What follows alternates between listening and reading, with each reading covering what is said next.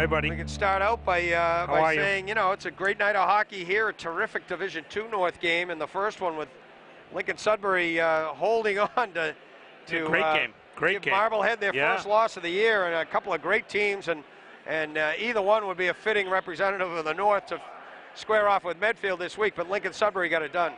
Yeah, they did, and Marblehead fought right till the end. They popped that one with, I think, like 40 seconds to go, and they just battled. It was a great game. Yeah, it was a great game, and boy, just some outstanding performances all around. But that senior class leadership of Lincoln Sudbury came through when they needed it, especially Holden and Cohen and Marin, and their goaltender who played a terrific game, Kessler.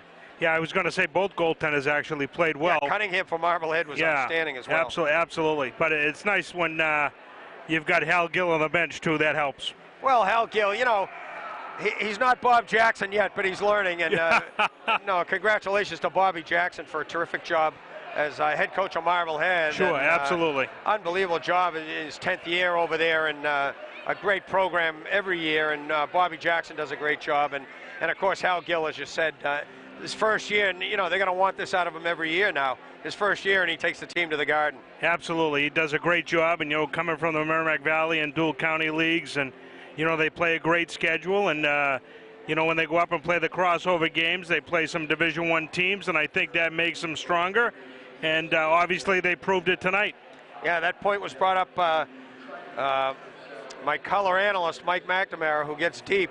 Yeah. He said a couple of times tonight, it's Lincoln Sudbury gets ready for tournament time, and looking at their schedule, they play a couple of Super 8 teams during the year. So, that makes you a better team. Well, I think it does. I think anytime you challenge your kids, you challenge them by playing up, it only makes you better.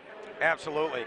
And in this one, the winner here gets Franklin, and we've seen the Franklin coaching staff in the house tonight. They get an advantage by playing yesterday, and what a great game. They beat Marshfield. And I always say the Division I South tournament, where there's a few more teams to choose from up here, that's always a tournament where 1 through 11 can win. And I go out and say that last year and this year, and that was proven with Marshfield and Franklin, a great run down the stretch. Franklin winning it yesterday, and they are the D1 South champ. But up here, look at this. Arlington Catholic comes in as an 11 seed up here, and they're in the finals against St. Mary's, the 4 seed. Well, yeah, and I mean, you look at, Division I, Division II North. I mean, I really think those are some of the best ice hockey programs, not only in Massachusetts, but in New England. Right. I mean, they pack them in with the crowd, the talent, top to bottom. It doesn't matter if you're the 16th rated team or you're the number 1 team. Right. If you don't come to play, you're going home. Oh, yeah. I mean, we saw it, D2 North especially, you bring those guys up. I mean, one night last week in Chelmsford, the number 2 and 3 seeds were knocked off by Gloucester and Lincoln Sudbury in very good hockey games. I mean, those weren't, mismatches and a goalie making 35 or 40 saves. It was the whole teams, and those teams deserving to be there. So the seedings are just, we could talk about power seeding versus the records, but right. you still got to win the games on the ice. And Lincoln Sudbury as a number 7 seed is going to go to the Garden, and tonight it's either 4 St. Mary's or 11 Arlington Catholic. So your point is well made. Well, and you look at you look at that, and you had just said, Arlington Catholic and Reading, that game, Arlington Catholic knocking off Reading. Yeah. And exactly. who would have thought? Right. And the last week. Yeah. Arlington Catholic knocking them off 3-2, I think the score of the game was. Yeah, they were down 2-0 in the third period, and they just kept I mean, this game's a long way from over. If anyone thinks 2-1, they saw what Arlington Catholic did, trailing 2-0, and they battled and got some greasy goals, which are great goals. Right. And they tied it, and they won it in overtime. So, it's a well-coached team. Everybody knows Dan Shine is going to, whatever he's got, it's give me mine, and I'll bring him in, and I'll play you. Right. And he does what he makes good with what he's got. And I think that's no reflection on the talent level they have, but it's not as deep. Their level of talent isn't as deep as it's been. Well, right, but and I think also you're talking about high school kids too. Right. And it's not like the talent level isn't that dramatically different. No.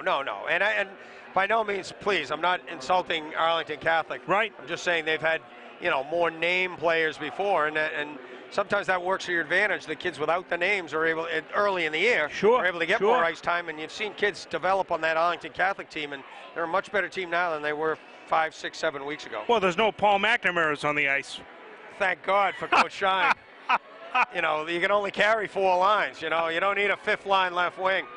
But it's great to be part of this, Dave, and it's always great to see guys like you around these the buildings. And it's coming to an end. It's been a crazy 3 weeks. Sure. But this is our last night as MyHockeyLive officially on the season. It's been a terrific game, a terrific season. Mark Igo's goal was to top 100 games, and I think we've done that. We've got 2 here tonight. We've got 2 girls games, the D2 semifinals from Gallo tonight showing live, and hopefully we'll be part of things later in the week. But I'm going to take a busman's holiday Wednesday night and come up and watch the D1A semifinals. Sure. And it's a pleasure to be part of this, and it's great working with the MIAA and with all the coaches and the kids. It's a lot of fun. It's a great time of year. Well, I'll tell you, it's a thrill for me just, being director of athletics for Billerica, for the town of Billerica, such a great athletic town, being the vice chair of the ice hockey committee. I look back, when I was a student athlete at St. John's, and I remember what a thrill it was playing ice hockey there, playing at Boston College, and what this sport meant to me. Right. And I feel now that I'm giving back. I really do feel Absolutely. that way. And it really is. It's still a thrill for me. I feel like I'm giving back. Yeah, absolutely, Dave. And everybody that gives their time and, it gives their knowledge and their experience, which is very important, and especially in this parochial sport of ice hockey, as you say. But it's great to be a part of it, as you say, and thanks for everything you do. And, Billerica teams are showing up across the board in different sports, and, they're always strong in the spring. So good luck this spring after after the temperature rises a little bit, and we've got daylight saving back now. So yeah, absolutely. Hockey in the winter sports will be part of the past, but great spring ahead. Absolutely. Best of luck to the Billerica program. All right, buddy. It's in good hands, and always a pleasure to see you, Dave. Thanks a lot, pal. That's Dave Lezenski, okay. the head man of Director of Athletics and Physical Education for the town of Billerica. Thanks for being with us. Thanks, Dave. buddy. It's almost third period time. We'll be back momentarily after 2 at St. Mary's 2, Arlington Catholic 1. We'll be back with the third period in just a few moments.